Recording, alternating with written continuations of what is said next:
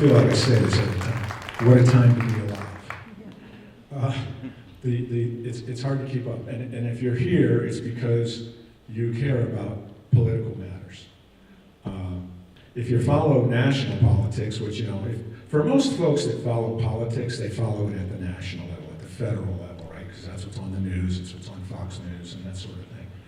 And not as many people get local. We do. But the things that are happening in this administration are just... I'm going to make a recommendation here, if you're not already, and I suspect most of you are not. There's a great daily read, and it's called Coffee and COVID. And if you're not, it's free. This guy gets up early in the morning, and he's a practicing attorney down in Gainesville, Florida, and he cut his teeth. I would say the reason it's Coffee and COVID is because he took the side of people who were being fired and otherwise discriminated against for not taking the vaccine. And so that's why it's Coffee and COVID, although he writes about the national scene and sometimes local. But so if you're not already getting that, like I say, it's free. In my view, it's the best read on the internet. I recommend it. So there's that. At the federal level, most, I don't know. Well, I always like to know the audience. I've asked this before, but I'll ask it again. If you believe, and it's a perfectly legitimate belief, if you happen to believe that in 2020, Joseph Robinette Biden got 81 million legitimate votes, I'd like you to raise your hand right now. Now again, I've heard that this is the case. So, yeah, timeshare. Yeah. A bridge, right? Yeah, okay, so it's good to know your audience, right? Well, yesterday, an amazing thing happened. The FBI showed up in Fulton County, Georgia, to collect all of the ballot and related ballot information that they've been holding, which they've had to hold because it's been there's been lawsuits over it, at their election center, big old warehouse. And they showed up and they carted off, I don't know, a lot. And the most interesting thing about that to me is that it wasn't Pam Bondi that showed up. It wasn't Kash Patel. These are his people. It's FBI. It was Tulsi Gabbard, Director of National Intelligence, who showed up. That's not insignificant, and we'll find out more as the days go on. But I don't know how 2020 hit you folks, but well, it got me here. Right? I was never involved in local politics. I know Tim feels the same way. There are a lot of us who, when things happened the way they did in 2020, it got a lot of people's attention about what the real nature of our politics is, and it got a lot of people involved that hadn't been previously. So it's amazing to have lived long enough, thank you Lord, to see this day, and hope to see another day and see what happens with that. But what else? Donald John Trump is remaking the global map. Okay, well, it started with kind of a funny thing, right? It started with the Gulf of America. But what we're learning is that the Western Hemisphere, which has, maybe we've neglected it a little bit, and that maybe we shouldn't be neglecting it. And I read a guy's analysis. He said, when I was growing up, I used to play this board game Risk. Now, I don't know if any of you are familiar with this game, right? Yeah? Okay. Right? And it's, for those of you not familiar, it's a global game on a board, and you get a home country, and you have to defend your country, and at the same time, you get to go conquer other countries, and there's dice and different things. But he said he always liked to pick the USA to defend, if he could, right? If he could. And he said one of the things he learned, this is fascinating, one of the things he learned is that if you own Alaska and Greenland and Venezuela, you're impervious to land assault in the Western Hemisphere. Greenland and Venezuela, I just thought that was fascinating. So he's remaking the world, the global map. The economy, well, when we had Liberation Day with the tariffs, and all the experts said, oh, it's going to be terrible, there's going to be inflation, the market's going to go down, which it did for a minute. But now we're finding that inflation is down. The GDP growth for the fourth quarter is predicted to be about 5%. Can't remember the last time that happened. That's really wild. And wages are up all at the same time. So whatever he's doing seems to be working against all the experts' advice. And then this year, it's America 250. We've got the birthday, the 250th anniversary. We've got the World Cup coming. I was in Dallas the other week, and boy, the airport there's a mess. And we were driving in. I said, why is the airport such a mess? He says, well, we're getting ready for the World Cup. You better hurry. So we've got a lot going on at the federal level. There's so much. I mean, he gave a press conference the other day and said, it's been 365 days. Here's 365 accomplishments on the table. It's just phenomenal. But let's get a little closer to home because we're the York County GOP. We're not the Republican National Committee. In my simple view, right, there is a tension within the Republican Party. If you've heard me before, I'm sure I'm repeating myself. Sometimes I repeat myself because I'm old and slightly senile. And then sometimes I repeat myself because some things bear repeating. This one bears repeating. Still old. My simple view is in the Republican Party, we have the establishment folks who are sort of kind of beholden to the moneyed interests. And then you have the grassroots, which are just the taxpayers who would like to see less government and more freedom. That's us. Okay, that's this organization. May or may not be you, but that's what the leadership of this organization in York County is all about, is reducing government, more freedom. And as you probably know, every 2 years we have reorganizations. And after 2020, it kind of lit a fire with the grassroots. And in 2021, in the first reorg after the stolen election, certain counties went rogue. They'd all been establishment. Everybody was asleep. But Greenville and Horry counties, for example, two of the largest counties in the state, got taken over by grassroots. Well, the establishment folks did not care for that in the least little bit. And they went to extraordinary measures to overturn those things. The establishment was successful in Horry. They ultimately, amazingly, were unsuccessful in Greenville. And so Greenville to this day is a very strong, and it's the largest county in the state, it's a very strong grassroots organization. The state GOP chair is a guy, does everybody know who the state GOP chair is? Drew McKissick, right? And he's been there for a number of years. He's been reelected as the state chair. Hardcore establishment, right? And he'll do, here's what I appreciate about Drew McKissick. He will go to extraordinary lengths to win. Overhanded, underhanded, but the man's committed to winning. And unfortunately, most of the time it's winning against the grassroots is the problem for us. So he almost never loses at the executive committee level, right? I mean, you haven't seen him lose. Those folks, there are a few naysayers like us. In the past, that has been the case. There's some cracks about the problem. Well, and I was just going to share with you all, because I don't know how much we've talked about this, but last year,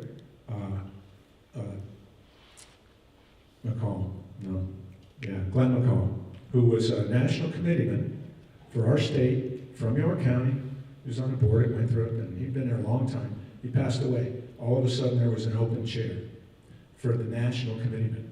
Cindy Costa's the other one. Well, Drew had his hand-picked successor all lined up and ready to go. And a guy at the chair from Richland County, a young guy, decided to challenge him. And Drew McKissick lost that vote in the executive committee. I mean, that really, it doesn't happen, but it happened then, last year. Then we have what Tim was just referring to. We had Pickens County happen in the most recent reorg, and they went to great lengths to keep Pickens County grassroots people out of the executive committee, and they lost. Again, they lost because the Pickens County people voted for their America First Patriots to come back. But most recently, we had the closed primaries bill. And this was fascinating. This just happened the other week. There were two competing bills. And one of them was number, let me get this right, 3643. This was the one that the establishment wanted. And it got out pretty quickly that there was, yes, okay, it sort of kind of closed primaries, but what it really did was it instituted some rules that would, in effect, have kept David Pascoe from running as a Republican for Attorney General in this cycle. And it wouldn't have affected only him. There were some other candidates that would have been tripped up by this rule too. But it was pretty clear to everyone that the real point of this bill is that David Pascoe scares the living daylights out of the establishment. And so, if you, again, we had him in October, and you can see his presentation, you might be able to suss out why that is. But Drew McKissick went to great lengths to get this thing to happen. And he was calling all around, as far as I hear, to all the representatives and the senators and so. Did you get a call from Drew? No? Okay. Well, I don't know. Can't account for that. But plenty did.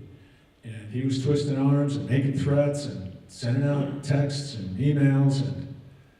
But the grassroots found out what was going on with this bill.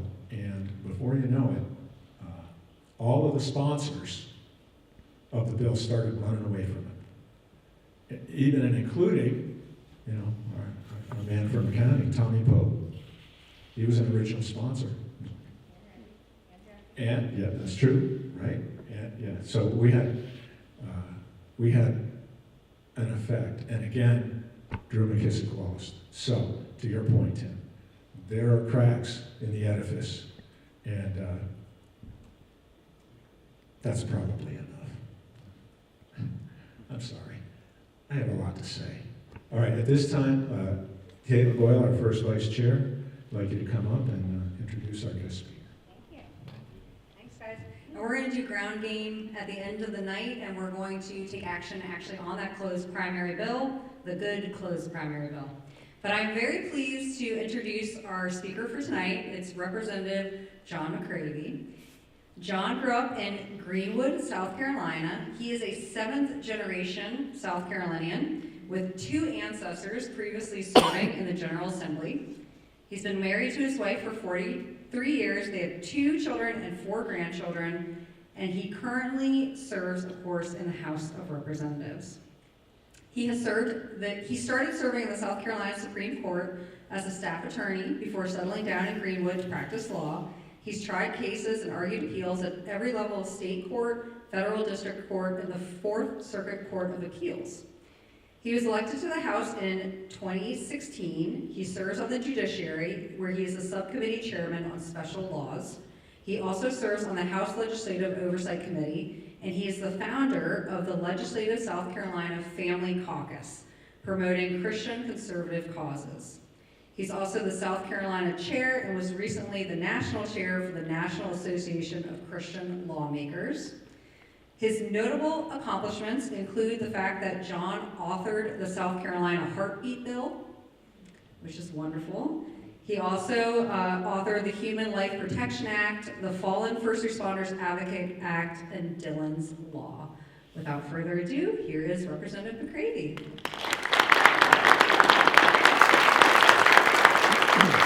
Good to be here tonight with like-minded people, and I've never been to this part of the country and spoke. It's a long way from Greenwood. It's about 2 hours from where I'm going back tonight. My dog died, and I got to get back home. So, yeah, he was 17 years old, and my wife had to deal with that last night while the governor was doing the state of the state. So, but they took him to the pound in 2008 on the day Obama was elected. And I tried to name Obama, but they wouldn't let me do it. Especially my wife. And he died during the state of state address, so, what can you say? 17 years, not too bad. First thing I usually do with folks I like is apologize for my accent. I started out, my dad flew in the Navy. He went to the Naval Academy. He's from Easley, South Carolina. But I grew up in Huntsville, Alabama. He got out and he was in aerospace engineering, worked on the lunar rover. I was telling somebody about that tonight. and he was in the defense industry. We moved to Gainesville, Florida, and he had an experience with the Lord, and through various ways, we moved to Greenwood, South Carolina when I was in the 9th grade.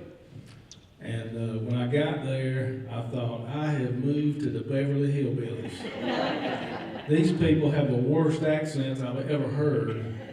And after about a year or two, they sounded normal.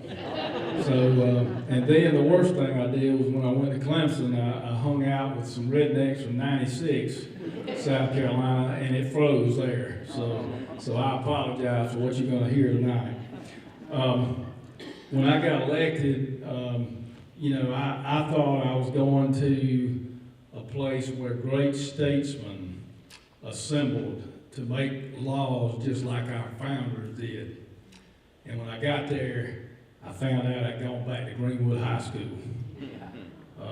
I sat down in the Republican caucus meeting, and I know some of you folks that are there understand this, but I thought, I sat down, I heard some pretty bad language right next to me, and I'm like, what in the world, man? This is not what I thought. And so in some ways I was encouraged because there are a lot of good Christian people in the legislature. But there are a lot that aren't. It's kind of like everywhere, there's good and bad and ugly and everything else. But I kind of became convicted that first year I was there that the Christians needed to organize. We need to have a fellowship of Christians there that think alike, that share things in common. And of course, everybody there will tell you they're a Christian, and I guess, I'm not here to judge, but I'm just saying, if you vote like a Christian and you act like a Christian, we are supposed to be fruit inspectors, right? We inspect the fruit of the Spirit. So anyway, there were a good group of people there, and we organized that first year. After that first year I was there, we started something called the Family Caucus. If you go to the next, okay, the other slide's up there. Go to the next slide for me. This is me and my wife. She usually comes with me. She couldn't be here, obviously, tonight. But we were married in 1980, and we've had 2 kids. We've got a bunch of grandkids, and more coming. So I give her the credit for just about everything.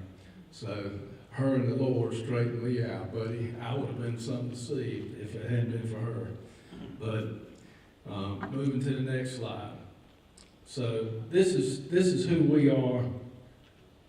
We formed in the summer. The Family Caucus formed in the summer of 2017. We currently have 24 Christian conservative legislators that are members of this group. We lost a good many Republican caucus members. We still have a few, but the majority are now Freedom Caucus members. Nobody set out for it to be that way, but that's the way it's ended up. And we ran into some trouble last year. I got in a lot of trouble because Students for Life went and campaigned in some districts that made some people mad at me. Okay? So, as politics goes, people will retaliate, and a lot of people were asked to resign from the Family Caucus. Jackie did not. She's a great person, and she's, by the way, y'all sent Jackie to us down there. I know Randy feels the same way. Y'all sent a really good legislator to Columbia when you sent her down there. She has stood right there with us for what's right. And she won't back down. She's not scared of anybody, but she's so nice, too. When she asked me to come and do this, now I couldn't tell her no. Anything she asked me, I've got to tell her yes, because it's just the way she is. So y'all did a really good job of sending her. Please keep her coming. I want to talk to you a little bit about the Family Caucus and our history a little bit. If you go on to the next slide and go to the following one. We kind of got our legs under us finally in 2018, and this is back before Roe versus Wade was overturned by Dobbs. This was a whole different world in the pro-life world, completely different. But, you know, somebody showed me, I think it was Chumley showed me on his phone, he said, look, Iowa just passed something called the heartbeat bill. He said, why can't we do that in South Carolina? And I said, you know, you're right, man, we should. And so that got it started. And we spent a lot of time drafting that bill. It was tight, you know, it's a lot involved in drafting a bill like that. But I even had Jay Sekulo's guy look at it. We had the heartbeat bill lady help us with it. And, you know, we did a lot of work on it. We ran it through legislative council, and it was a tight bill, so we did a lot of groundwork. Whenever you do a bill, sometimes I spent all summer doing nothing but that, you know, calling people, finding out things, drafting it, looking over it. You know, I am a lawyer, by the way, don't hold that against me. You know, in my family, they all thought lawyers were all crooked, and that's where I was raised to think, oh, lawyers are all crooked, you know. But when I became a lawyer, they kind of changed their mind a little bit, but at least about me. But anyway, we get a bad rap sometimes. But we got started in the family caucus, and we did several things that first year, and we got in trouble when we tried to defund Planned Parenthood in the budget. There was a big war about that, and we got in trouble because we didn't vote for the budget that one year. And so that's a no-no. That's like the holy grail down there if you don't vote for the budget, you know. So, but anyway, we got in trouble, but we kept our reputation going, and that we would get things done. And we started something else that's different. We actually interview the judges that are coming along. We have to vote for them in South Carolina. We don't have popular election of judges. We're one of two states, Virginia and South Carolina, that the legislature elects the judges, and it's in our Constitution. The only way to change that is change the Constitution. But no matter how you feel about it.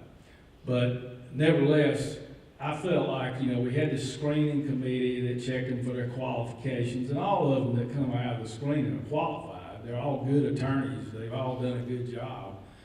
But, you know, I'm more concerned, the family caucus is concerned about the values. So we asked them questions that nobody else asked. And we've done this every year since then. And we've made people mad down there. Some of the establishments mad at us because we actually interview them ourselves. You know, and we ask them tough questions. Now, they will come around to your office, but they have a hard time getting to people's offices and getting interviews. It's a real bad process in a lot of ways, especially for them, really. But nevertheless, we started interviewing judges. The JMSC was a little worried about us doing that, you know, so we have to be very careful with the ethics, the questions we ask, and all that.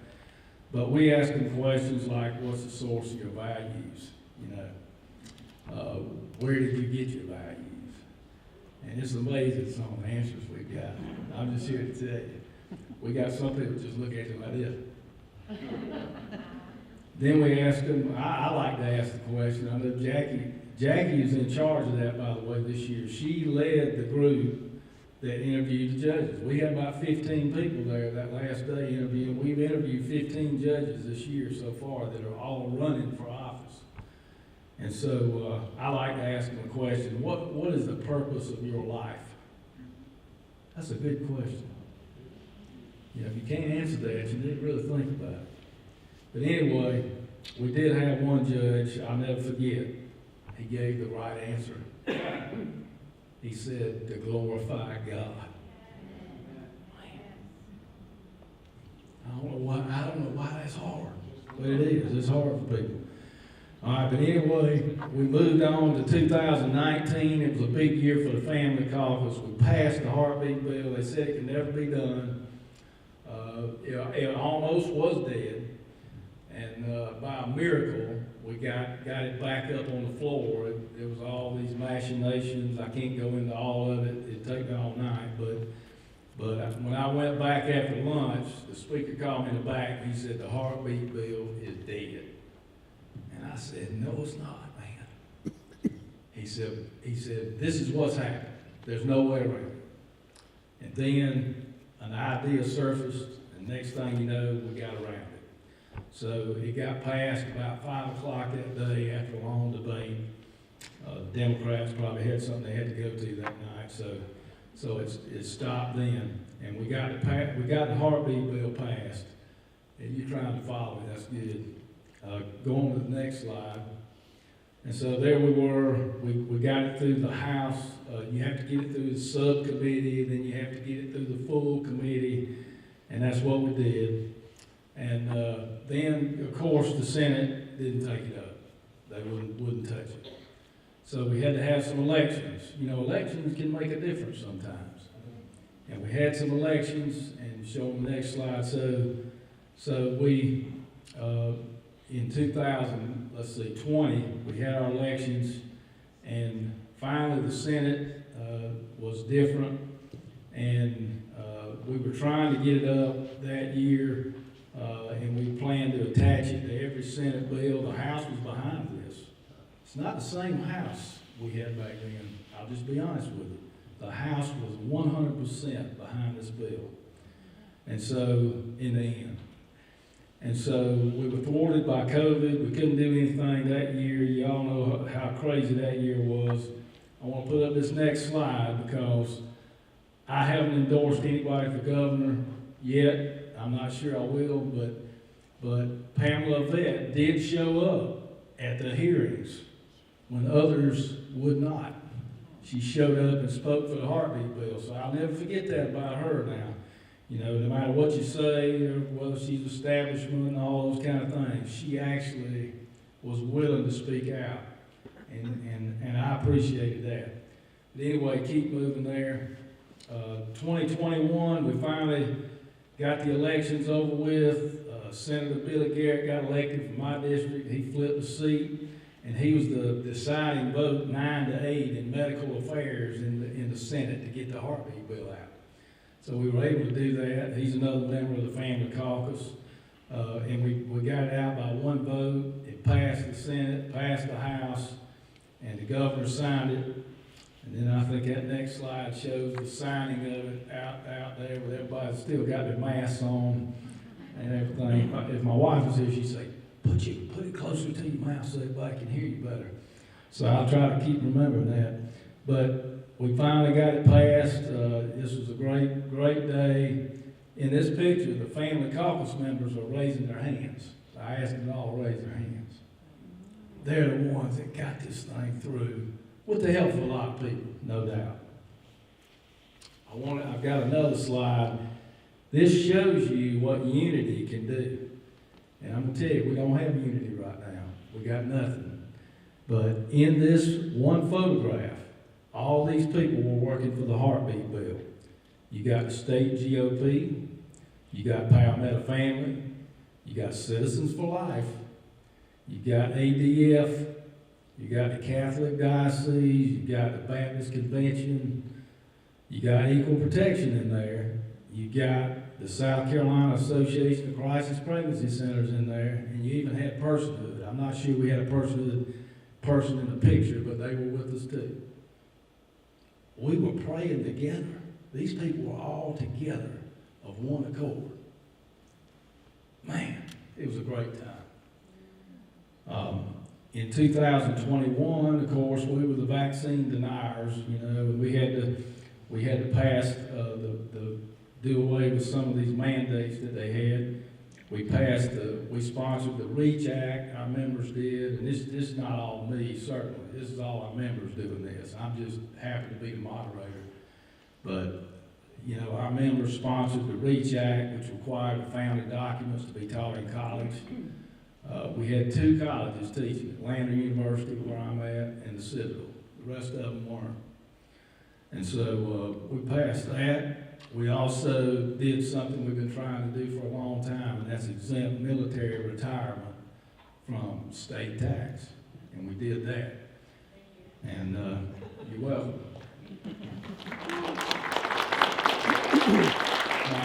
My sister is a veteran. She retired as a colonel from the Air Force. My brother-in-law is also a colonel in the Air Force. He was a fighter pilot.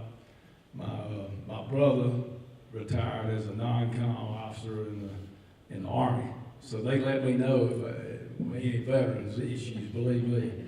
So, but that was a big thing for our state. Also, we continue to interview judges, just like we did last week or a couple weeks ago.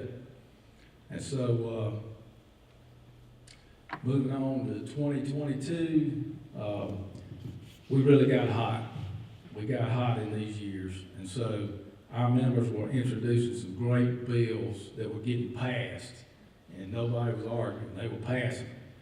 We passed the Save Women's Sports Act. Now, I say nobody was arguing. We tried to get it through the Judiciary Committee twice, and it got tabled twice. The Save Women's Sports Act, to keep men out of women's sports. It was really a disgrace that we couldn't get that through. I was on the Judiciary Committee, and I mean, it was wrong. It was a disgrace. We had to get it back through the Education Committee. Some of y'all may have come down there during that time. I know there's a lot of people were active. And we had to put it back through Education to get it through. And Ashley Trantham took a lot of heat for that, you know, for no good reason at all. The Motto Act, we've got that passed, having In God We Trust in every school. We got, for the first time, Crisis Pregnancy Center funding. There's a long story about that I could tell you, but it would be here too long. But that was a miracle of the Lord that we got that. And they kept it in the budget, to their credit. The establishment has kept this in the budget all those years, so they're still getting some money from the state.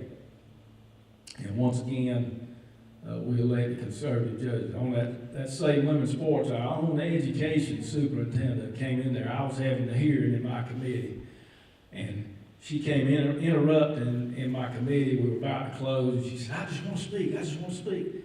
And she spoke against the bill. I couldn't believe it. Our own superintendent of education back then, Molly Spearman, said it would hurt people. You know, so you know, it was just a lot of things came out that were just really bad. But we did get it passed. We got the abortion reversal appeal information bill passed in the House. The Senate never passed it. We did get the Meds Act, and it went through,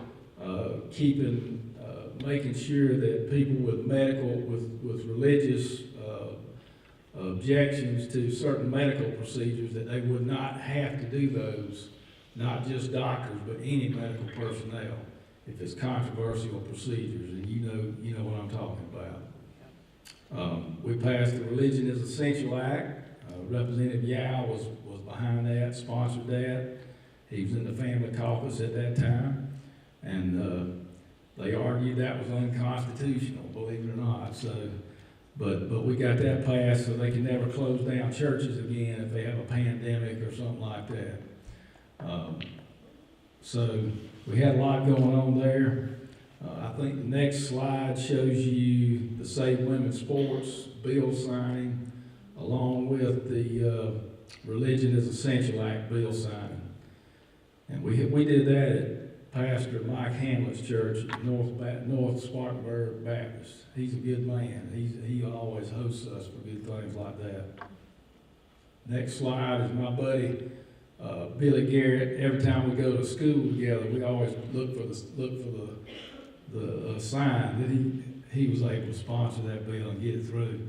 You know, Mike Burns, Bill Chumley, and some of the people that are in our family caucus tried to get that through for years and years, and they would file it and it would never go anywhere. But he got it going in the Senate and got it passed and sent it over. It's kind of a funny story. He asked me if it passed, and I said no, because the last day of session of a 2-year session is chaos. I mean, if you want to see something crazy, come up there that last day. You see them running back from the House and the Senate. They got people running right and left. Nobody knows what's coming. They get surprises back from each body trying to figure out what's going to pass and what's not going to pass by the end of the session. And if something doesn't pass that day, it dies. So I saw that this bill had come back, but I didn't know it had passed. I really didn't. I mean, it was in the fog of war. And so we said, no, it hadn't passed. So we thought nothing had happened. And then I was reading an article the next January, and there it was, they were talking about how it had passed, and I'm like, what? I didn't know that. But Billy was shocked too, but it did. Then 2022, we had the fall special session when Dobbs overturned Roe. We knew it was coming. We scheduled a special session just to draft the pro-life bill for South Carolina. And so what we drafted, first of all, we got an ad hoc committee appointed just for that purpose, to draft that bill. And we had a majority of family caucus members on that committee. And what we drafted, we came up with the Human Life Protection Act. Same act we're trying to pass today. But that's what we came up with for South Carolina. We had, some wild things happen. The Supreme Court, while we're debating this, our own Supreme Court, with 3 liberal justices that we had back then, ruled that our heartbeat bill was unconstitutional. Right in the middle of while we're debating on the Human Life Protection Act. We fixed that later. Let me jump ahead. We did not, when people left the court, we were able to replace them with good conservatives. So we have a real conservative pro-life court now. I can't say pro-life, but we have a conservative court that believes that what we pass in the legislature is the law, and they can read it and understand it, and they use the plain meaning of the words to interpret it, not how they would want to interpret it. So that's what we have. We have Justice Scalia's now on the court instead of, some of the Ruth Bader Ginsburgs. But anyway, we've got good people on the court now. I have a lot more confidence in our Supreme Court, a whole lot more. And Justice Kittredge, our chief, he's second to none. I mean, we got the greatest of all time as far as I'm concerned. But anyway, backing up, so the same court later decided that it was constitutional when we passed it again, but we'll get to that in a minute. But now it's constitutional 4-1. So what changed? Not much about the bill, a lot about the court. So back to this time, so we had a special session, and that slide right there shows a couple of the exceptions to the abortion bill.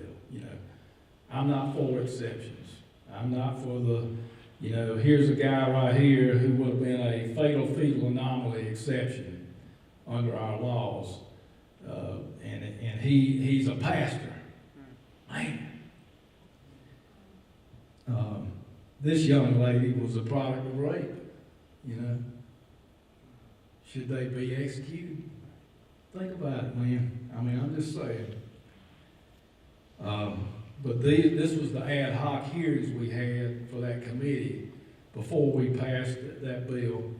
And so we passed it in the House, we sent it to the Senate, they rejected it, they amended it and made it the heartbeat bill. Sent it back to the House. The House rejected their heartbeat bill because we already had the heartbeat bill. And we passed it and sent it back to the Senate and asked them to recede. They refused to recede, so it went to a conference committee. They weren't even going to set up the conference committee, but they finally relented and did it. So I was on that conference committee, and it was a close vote, but Senator Cash, was probably the pro-life man in the Senate. If you want to ask who was the person who has advocated the most for life in the Senate is Senator Cash. And this is him arguing in the next slide.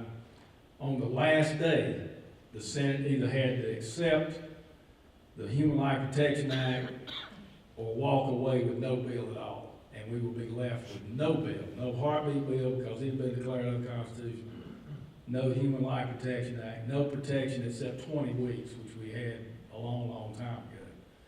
So he gave one of the best speeches I've ever seen, and it failed by 1 vote. So we were left with nothing in South Carolina. And so we became a destination state that next year. And everybody was coming from Florida. They were coming from everywhere, all over the Southeast, getting their abortions in South Carolina. So first thing we did in the House was we passed we passed the Human Life Protection Act again, as soon as we got back to session and sent it to the Senate.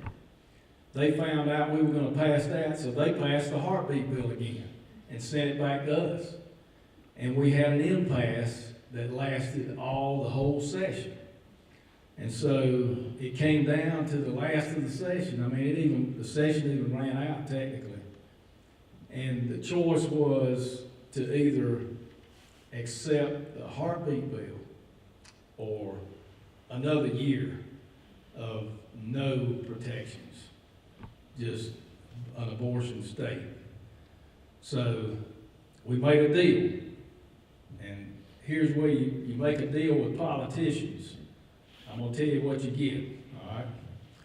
So, not the ones in this room, but you make a deal with some of those politicians down there and you'll see what you get. So the deal was, at the end of the session, we would reopen the session, we would get the governor to reopen and have a special session, which we did, and that we would reconsider the heartbeat bill.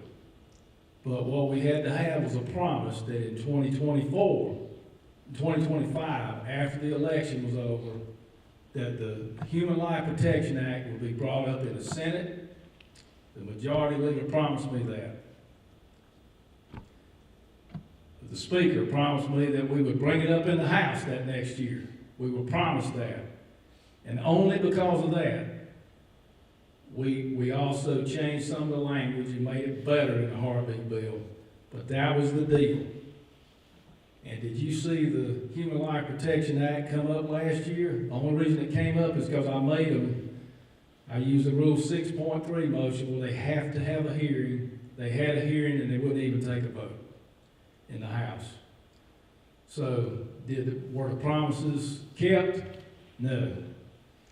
So, I'm just telling you like it is. That's all I know how to do. I'm just a plain old redneck. But anyway, 2023 came around that year. We had promised that year, that was the deal, that we would wait till after the election. So although we had the human life protection there, nobody would bring it up. But we did pass, the heartbeat bill number 2. We got a good ESG ban. We got our first school choice bill we got passed that year, which is a good thing.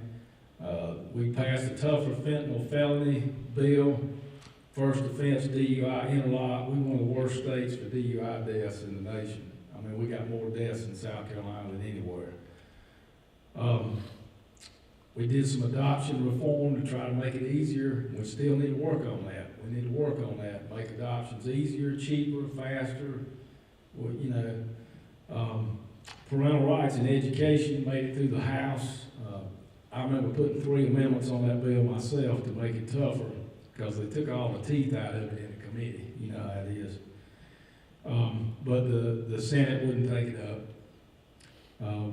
We did get that, continue to get the crisis pregnancy center funding, and we did continue to elect conservative judges.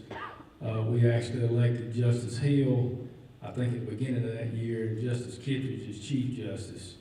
So that was a really good year for the court.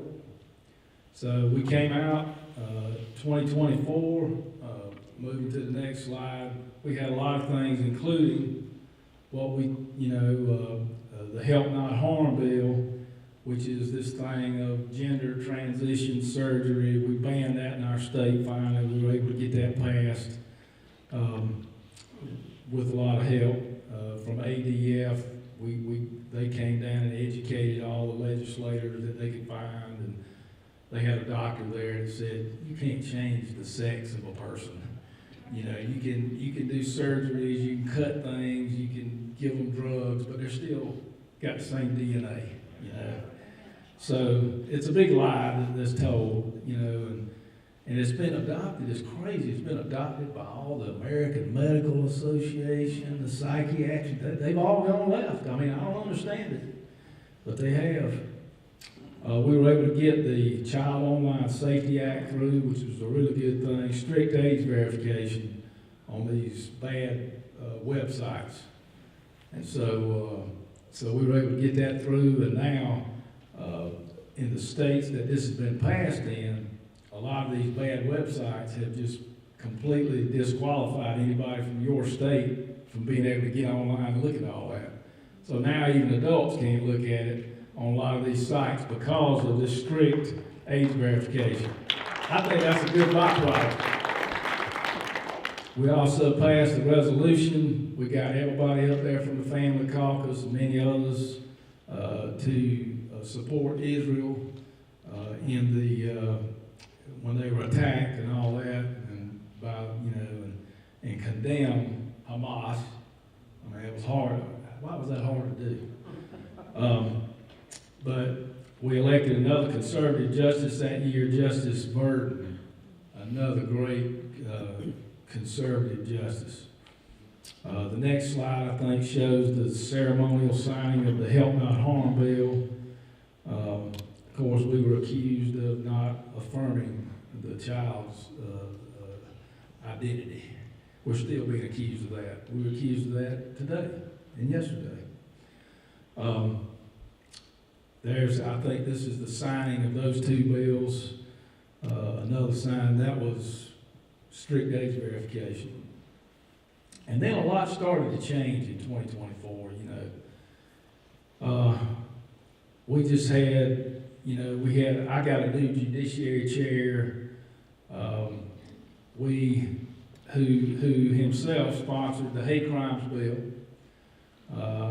If you don't know what that is, I'll be glad to talk about it afterwards, but it's a very woke bill. It's got gender and sex in it, and they're gonna protect certain classes of people.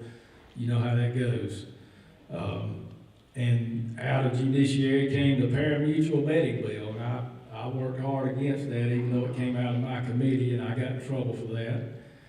I got in trouble for the 24/7 liquor bills that came out of the committee that I did not approve of and voted against and tried to organize. And certainly I'm not in favor of this casino bill that came out of my committee. Well, actually, it was going to come out of the judiciary. It ended up coming out of Ways and Means. So you can see that a lot of things happen. We saw bitter infighting between the Freedom Caucus and the Republican Caucus. Y'all have probably seen all the mailers. If you've been involved in the last few years, you see lies flying around from everywhere, all sides. Nobody, and it's the PACs that are doing it. The PACs don't have to, that way it's not them doing it. They just form a PAC and do it that way. Technically, they're not supposed to coordinate with the PACs, but we have a suspicion that may go on. And so it seems like the Growth and Freedom PAC always attacks the Freedom Caucus members, but no Republican Caucus members, except me. I got attacked.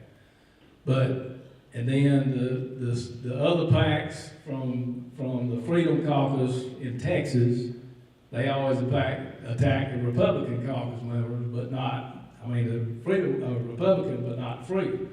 We all know what's going on out there. Everybody's forming PACs trying to attack everybody, and the PACs tend to, I would say this is a mild term, exaggerate. I think you can just about call them lies is what I call them, but anyway, when you exaggerate something past the truth and it leaves a false impression, in the legal profession we would call that a false light. You cast somebody in a false light. You can sue for defamation, but not a politician. We can't sue. They can say anything about us. Isn't that right, Randy? Isn't that right? Yeah, they can say anything about us, and there's not much we can do about it legally. I do want to say, and I'll say this in fairness, the Family Caucus I liken it to a church during the Civil War, and half of the people on the left side were all Freedom Caucus, and then the people on the right side are Republican Caucus, and they're not getting along with each other. So that's what I was having to deal with, and that's what a lot of our members had to deal with in the Family Caucus. I mean, it affected us, no doubt. I tried to keep it out of it, but it's just impossible. So we did have, and I'm going to talk about the bad, the good, the bad, and the ugly in 2025. This was a past session. We didn't get any bills out on closing the primaries. We didn't get the Human Life Protection Act out. And I would not say this unless the majority leader of the Republican caucus had said it, but the Republican caucus voted not to get out the Human Life Protection Act in the caucus meeting. I'm not supposed to talk about what happens in caucus meetings, and I don't normally, but when the majority leader goes out in public and says it, I think I can repeat that.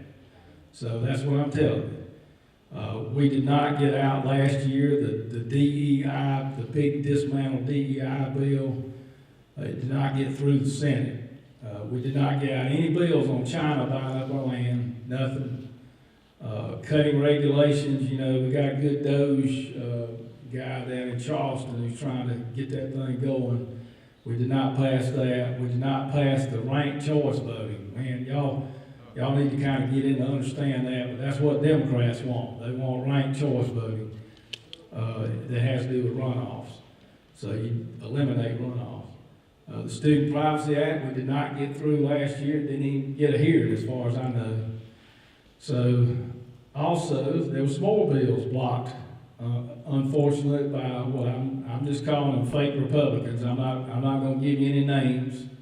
I'm not going to give you anything special, but parental rights in education and medical, blocked. Parental rights to affirm your biological sex, blocked, still blocked. You know, I think we ought to have a right to, I think parents ought to have a right to affirm their child's biological sex and not have that held against them in a family court, in anything else. You know, so I think we need that. No change in the sex on birth certificates, that's sitting there. No more state public funds for drag shows. We couldn't take that out of the budget for some reason. Property tax, down in Charleston, this happened down in Charleston, where they get some state funding for a big festival and then they turn around and give it to drag show people. Property tax relief for seniors, you know, this is a pet peeve of mine for the last several years. I don't believe, and the family caucus doesn't believe, that when we have people over 65 that retired, that have paid on their house all their life, paid it off, and then they have a spouse that dies, and their property taxes have gone up and up and up, and they can't even afford, the widow, poor widow, can't even afford to stay in her home. She has to sell it just to pay taxes. And some of these places, you know, they've inflated. I mean, if you go to downtown Greenville, they might have bought their house for $100,000. Now it's worth $1.5 million. And it's getting taxed at $1.5 million. I think we ought to do away with that for seniors. I really do. So I propose this, and I hope it catches on. I hope it does. For the first time, I heard our majority leader in the Senate start talking about it. So maybe that means other people are paying attention. We've got the Second Amendment, stand your ground in churches, just to make sure that we have that protection. We still have the South Carolina marriage penalty tax in South Carolina. Y'all probably heard about this 20 years ago. Every president that ran would always say, we're going to eliminate the marriage penalty tax because two people single pay less tax than if they get married. So it's the federal tax is what everybody talked about for years and years, and guess what? Donald Trump did away with it. People don't know this stuff, but he did away with that. So there's no longer a federal, but there's still 15 states that you pay more taxes if you get married, and South Carolina's one of them. We need to, why do we still have that? Here's another one that, you know, the family caucus members care about kids, you know, all the way through. And here's another injustice that's going on probably everywhere. And that is, if you know, we now, because of the government getting involved in health care, we now can keep our kids as dependents all the way to age 26. I bet a lot of y'all have dependents that are still on your health insurance, 25 years old. Well, what you don't know is if they get pregnant, they're not covered for maternity care. You would be, but they're not. And that's an exception, and I see this all the time. I see girls coming up, well, I can't afford to have a baby. It's going to be $20,000. My insurance won't cover it. And that's what's going on. So the only thing we can do as a state is make sure that private insurance and state insurance does pay for that. We can't deal with a federal, if it's an ERISA plan and you get it through work, we can't mess with that. That's a federal thing. And I hope they fix it in the federal government.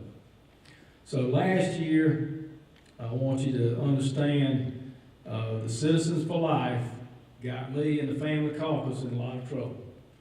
And what they did, they went and campaigned in some areas that some powerful people didn't like. And so as a result, there was kind of some bad things that happened to me and to the Family Caucus. One of those was the same PAC that hits the Freedom Caucus started hitting me in my district. They put out stuff, ugly faces to me. Of course, it's not hard to find an ugly face in me. I'm ugly all the time, but I wasn't smiling for sure. They put out this big ugly face right after they asked me to call off the Students for Life, which I can't do. Okay, I can't do that. I cannot coordinate with a PAC. It's illegal. It's a crime. It could be a crime. I know it's unethical. So I refuse to do that. They did some things. They went to some churches and put stuff on their windshields, and they wanted me to stop it, and I couldn't stop it. I'm not allowed to. And so then they attacked the Family Caucus, and I won't go into all the details of that. But they sent out those things in my district the same day that they got mad at me. It was kind of funny, really. McCravy's not conservative. Well, people called me up and they said, I can't believe we got this McCravy. They don't even know who you are, do they? And I just kind of laughed about it. But they quit that, and then they did some things that were really dirty, really dirty. And if you go back and look at some news articles, you'll see that. They put out some things that were not true. So anyway, I got in trouble, our Family Caucus got in trouble, and we fell into disfavor with some of the establishment, and as a result, many people in the Republican caucus, not all, but a lot did resign because of that. And so they were pressured to resign. They were asked to resign. And, if somebody that determines whether your bill's gonna get out of a committee comes to you and says, you need to get out of this, what are you gonna do? So anyway, that happened, but we still have 24 members in the Family Caucus. We got more senators than ever before, and I'm happy about that. So we're doing well. I'd rather have 24 that are willing to fight than 55 that aren't, So anyway, so there also, as a Family Caucus, we decided, we've been positive most of the years, but we decided we've got to stop some of this stuff that's coming into our state. Big money is coming into South Carolina, and it's coming in from gambling interests. I looked, and there were 65 or so people, lobbyists, being paid by gambling interests in South Carolina, right out there in the lobby. They pulled my friend, Daniel Gibson, out, nice looking person, pulled him out, and was real nice to him, and said, don't you want to just either vote for the casino bill or maybe just walk away when they vote? And he said, ma'am, I'm never voting for the casino bill. And he said, don't even go get John McCravy because he ain't coming out here. So anyway, but they're out there in the lobby. I can guarantee you a lot of members have been pulled out there, and there's big money behind it. They formed a PAC now that's pro-casino. They put a couple $1 million into it. The PAC, what I've heard behind the scenes is the PAC's going to be attacking members who are running for office this coming term that aren't for casinos. So this is going on. Big alcohol is in our state. They've handed out campaign contributions just like casinos have, gambling money. I don't take any of it. Billy Garrett doesn't take any of it. I can't speak for anybody else. But we don't take that. I don't take it. And, they want us to basically, they want to buy South Carolina. And there's millions involved. This ain't $100,000. This is millions and millions involved in the big alcohol The big alcohol company is called Diageo, and their lobbyists have come and testified in hearings we've had. And their idea for South Carolina, they're based in Great Britain. They own all the big liquor labels. I saw that they made, I think, $7 billion last year. And they want South Carolina to have 24/7 liquor. And they're dead set on that happening, that we're gonna sell it 24/7, you're gonna be able to drive through and get it. And you know, that'll just help our DUI statistics so much, you know. But we're gonna have bills coming out. You'll see them coming out this session out of my committee that I'm still in. I asked to get off of it, but they wouldn't let me off, so I'm still in it. The Judiciary Committee. So they're gonna be coming through my committee, and I'll be the only one probably saying no. But all these bills that they want, okay, so let's see, what slide are we on here? Let's move a couple. That was Students for Life. I stood with them. A lot of groups didn't come out there anymore. You know, a lot of people stayed away from this rally. And I think you're gonna only see mainly Freedom Caucus people there standing with Students for Life last year because it was toxic. But anyway, I'm proud to stand with them anytime. I like kids who are fired up about saving lives in college, man. What's not to like about that? Man, I support those people. But anyway, here's the bills. Go to the next one there. So here's the ugly. Our family caucus has voted to oppose casinos and pari-mutuel betting in South Carolina. Well, guess what? So does the South Carolina Republican platform. There's the reference to it on page 8. We also oppose the woke hate crimes bill. So does the GOP platform. We also oppose the marijuana infrastructure bill. Don't let them tell you it's the Compassionate Care Act. That's what they want you to believe, is compassionate care. It's not. It's about putting the infrastructure for commercial marijuana in our state, and that's the first step to doing it. And I can explain that to you, boy. I've had a whole talk on just that a couple of years ago, and I was explaining it, but they're gonna never quit coming. They're gonna come. They got big money. Here's the other side of the big money too, marijuana.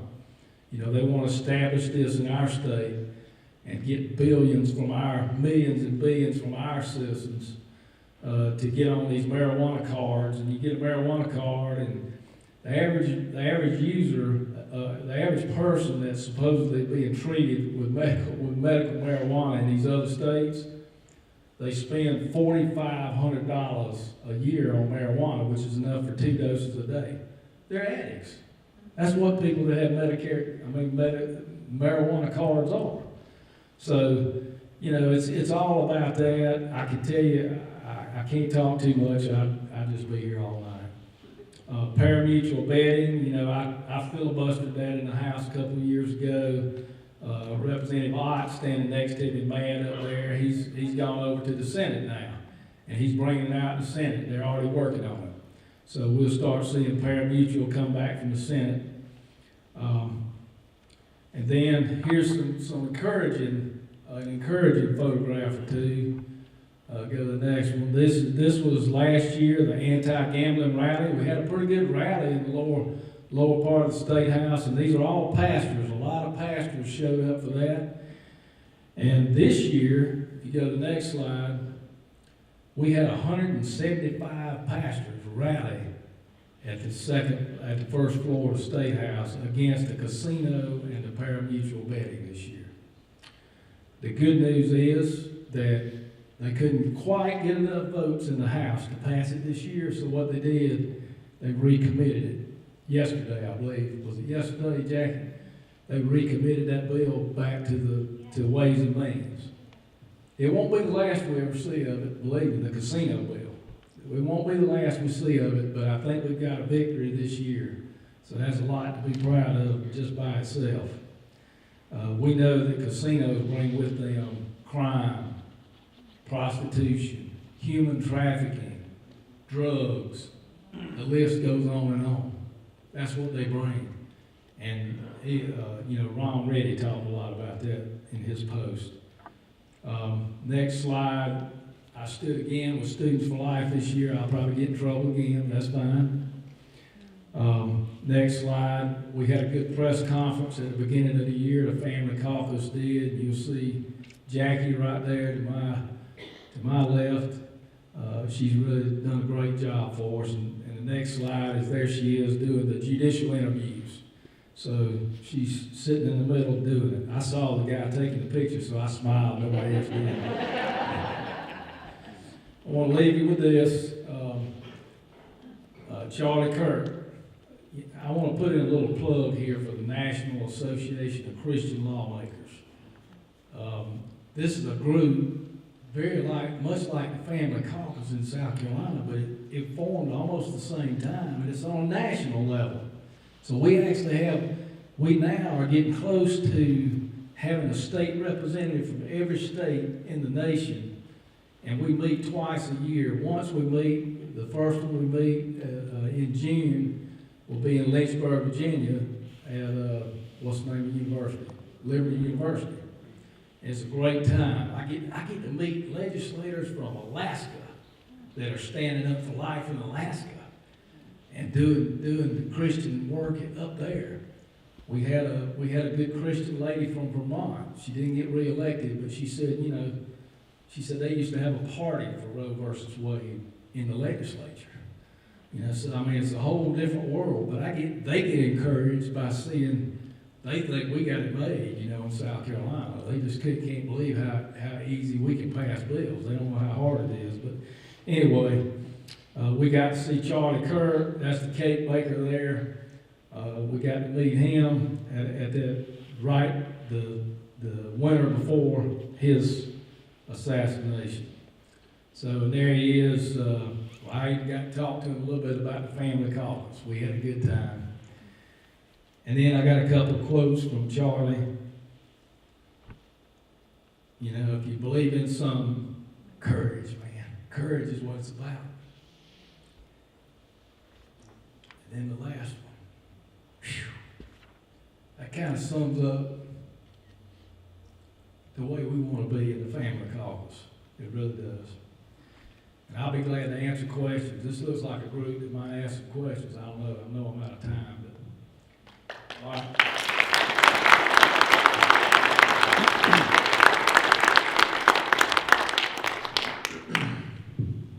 Thank you so much for that. It's a great presentation. I apologize because I went a little long for starters. Next up, we have a special election coming up, and Jim, would you like to come up and say that? Jim Forrest is running for City Council in Cedar City, the seat that the new mayor had, and we're behind him. So. Great, awesome, thank you. I appreciate it, Scott. Thanks, Scott, and York GOP for inviting me to speak tonight. Well, first of all, should we take an intermission? Because Caitlin said that she wants me to limit my remarks to 60 minutes, so I think folks are going to break. I'll make this pretty brief. So first of all, I want to thank all the elected officials, and thank you for your service. Thank you for those who are running for office. Thank you for your willingness to serve. That's very commendable. I also want to say a special thanks to a couple folks. Jackie, Representative Terbill, who has provided public support for my campaign. Jackie was the second person I spoke to when I considered running for city council, and she's really inspired me to do this. So Jackie, I'm either going to thank you or I'm going to blame you. So, and Tom Audette, thank you, Tom. Really got to know Tom well, and Diane. Thank you for your public endorsement as well. Grateful for that. In addition, I've received some endorsements from a couple other folks that you may have heard of. So State Senator Wes Clymer, who's going to be Ralph Norman's successor next year, right? Yeah. State Senator Michael Johnson, so also received endorsement from him. And also David O'Neill, the former mayor of TDK and former House District 66 representative. So I'm grateful for their public support for my campaign. So I guess I'm not supposed to declare, in the nonpartisan race, I'm not supposed to declare whether I'm a Republican or Democrat. But since I'm an active member of the York GOP, I guess the cat's out of the bag. So, but not only am I a Republican, but I'm a conservative Republican, and I I've voted Republican in every election since 1996. I'm a constitutional conservative. I've served in the military, John, thank you for your support for military retirees. Really appreciate that. So I served 22 years in the Army and Air Force, and chose South Carolina, not because of the tax rate, but because of the values. And I'll talk a little bit more about that. So just about my background. So I mentioned I served 22 years in the Army and the Air Force. Shortly after I retired in 2019, we were living in North Carolina. I thought we'd be there for a few years, but the community we lived in, we started to discover that it really didn't share the values that we have. And so it was an example of a community whose values had shifted quite rapidly over a short span of time, 10 to 15 years. It was a small community with traditional values, but with the rapid influx of folks moving from out of the area, bringing in different values and different voting tendencies, it was not the same community that it was half a generation before. So we started looking for another place to live. And so I got a job offer in Charlotte, and so we started looking within a radius, a reasonable commuting radius of Charlotte, and started narrowing down our search, and we came across TDK. We'd heard of Fort Mill, and we thought, yeah, we've heard good things about that, but TDK really stood out. And what stood out were the values. And so that small town community feel, traditional values of family, faith, community, respect for your neighbors, residents who take pride in their city, respecting law and order. Those are the things. Great public schools was very important to us. My wife was a teacher. Again, neighbors helping each other out. So once we looked at all those qualities, they literally checked every one of the boxes we had. And those were non-negotiable for us. And so once we discovered TDK, that was the place we were going to move. It was in 2021 that we actually moved here. And for those of you that are familiar with the housing market around that time, it was tough to get a home. We put in offers and got denied, but we kept trying. And so we actually ended up putting an offer in a house and bought it sight unseen, because that's how committed we were to moving to TDK. And that was 4.5 years ago. We've fallen in love with this community. It really, again, has the shared values that we cherish so much. And that's really the big reason why I'm running. I've had a lifetime of service to country and community. Besides serving on active duty, I volunteered in every community that we've lived in because I wanted to give back to the communities that welcomed us as military transients. And so that same commitment to service I will bring forward into serving in city council. Leadership, that's the other thing. To me, is one of those non-negotiables in a city council member, or any elected official for that matter. Leadership is so important. And so I've been fortunate to be entrusted in leadership roles for over 25 years throughout the military and in the private sector. So I've been challenged. In the military, they only promote those who succeed in their current leadership role. Once you demonstrate the ability to lead at the next level, only then will you get promoted. So I managed to get promoted, and after 22 years, I retired as a lieutenant colonel. And with that, bringing a lot of that leadership experience that was instilled in me over the years. And so I think, again, for somebody who's serving, you've got to understand how to manage people, manage budgets, make tough decisions, learn how to prioritize, and be accountable. Be transparent and accountable when things don't go right. And so that's my commitment to the residents of TDK, that I will always look out for your interests, and I'm here to serve you. Any decision I make will always be broken down into what is the impact? Does it benefit the residents? If so, to what degree? Is anybody negatively impacted by a decision? To what degree? Can we afford it? Is it fiscally responsible? Are we going to add to the tax burden of the residents, the taxpayers? No, it's got to be something that we can afford. And so responsible and thoughtful budgeting. And so financial responsibility and sustainability is my top priority. We've got to be able to pay for the things that we love. And so that takes some tough decisions. Public safety, it's always one of the top 2 important issues for any community, is we all want to live in a safe community where there's safe neighborhoods, safe streets, our kids can go out and play and we don't worry about their safety. And so I'm committed to making sure that we provide the personnel resources, training for our first responders to continue to make TDK one of the top rated safe cities in South Carolina. In fact, we've gone back and forth between, I think, 1 and 2. I want to keep us at number 1. I want us to be the safest city in South Carolina, and I'm committed to doing that. And so the final thing is making sure that, growth. A lot of TDK residents are concerned about growth. We are growing, folks, for those of you. In fact, by show of hands, how many folks live in TDK here? Okay, great, awesome, great representation. For those of you who don't live in TDK, I know you're jealous and you want to move to TDK, but, and we would welcome you, as long as you bring our shared values with you, and I'm pretty confident that you will. So making sure that as we grow, we do it responsibly. And I also like to say, not only responsibly, but in a way that's desirable to the residents. Again, growth is inevitable, and it can be a good thing. We have to maintain a good balance between commercial and residential growth. We've grown very rapidly on the residential side of things, but in order to pay the bills, we've got to have some commercial growth as well. But it's in the way that we grow, in a responsible way that adds to the quality of life value, what do residents want to see in new businesses. We have to grow in ways that don't take away from that small town charm, the character that we all have come to love.